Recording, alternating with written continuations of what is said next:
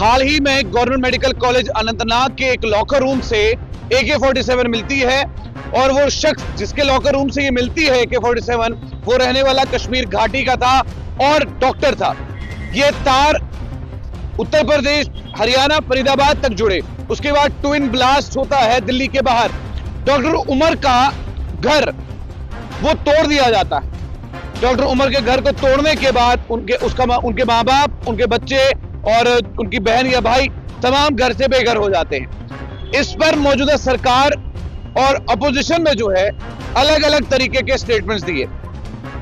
Jammu Kashmir union territory के मुख्यमंत्री उमर अब्दुल्ला कह रहे हैं कि अगर डॉक्टर उमर आतंकवादी है तो आप आतंकवाद का सफाया करो, आप आतंकवादियों को मार गिराओ।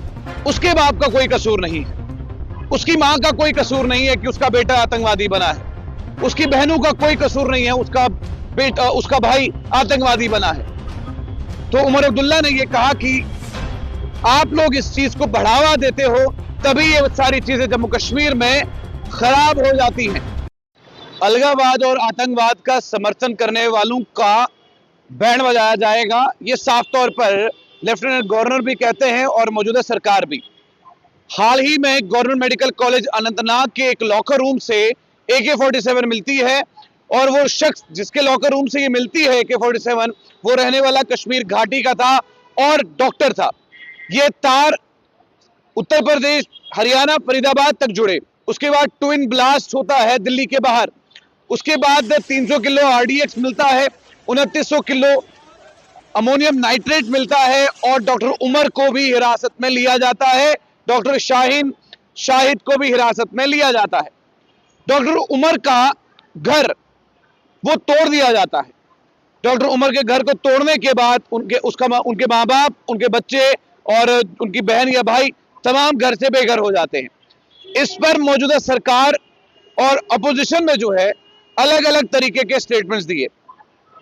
जम्मू कश्मीर यूनियन टेरिटरी के मुख्यमंत्री उमर अब्दुल्ला कह रहे हैं कि अगर डॉक्टर उमर आतंकवादी है तो आप आतंकवाद का सफाया करो, आप आतंकवादियों को मार गिराओ।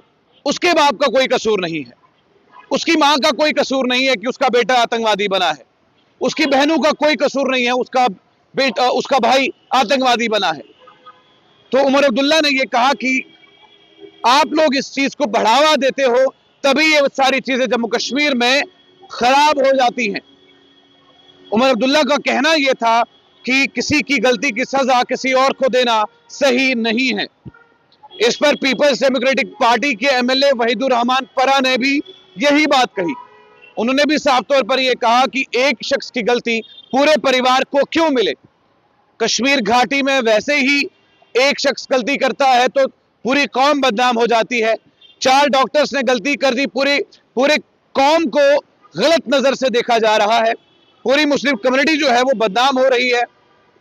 सवाल यहां पर यह होता है, सवाल यहां पर यह उठता है कि जम्मू कश्मीर के अंदर जो मौजूदा सरकार है और उन सरकारों ने, चाहे वो उमर अब्दुल्ला हो या leader of opposition Sunil Sharma, दोनों का एक ही एजेंडा है और वो एजेंडा ये है कि आतंकवाद का समर्थन करने वालों को बख्शा नहीं जाएगा, अलगाववाद का समर्थन करने वालों को बख्शा नहीं जाएगा।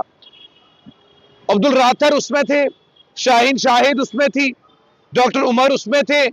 इन तीनों को हिरासत में लिया है। बहुत बेहतरीन काम हमारी सिक्योरिटी फोर्सेस और एजेंसीज ने किया है, जबरदस्त तरीके से काम, और ऐसा ही होना चाहिए।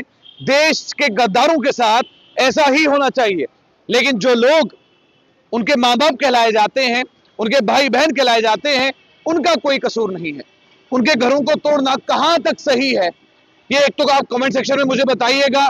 लेकिन जो खबर हमने आपको सुबह बताई, एक्सप्लोजिव फरीदाबाद से पकड़ा गया, जम्मू कश्मीर पुलिस ने नौगांव पुलिस स्टेशन में लाया और एक्सीडेंटली वो फट गया, ये बहुत बड़ी बात है।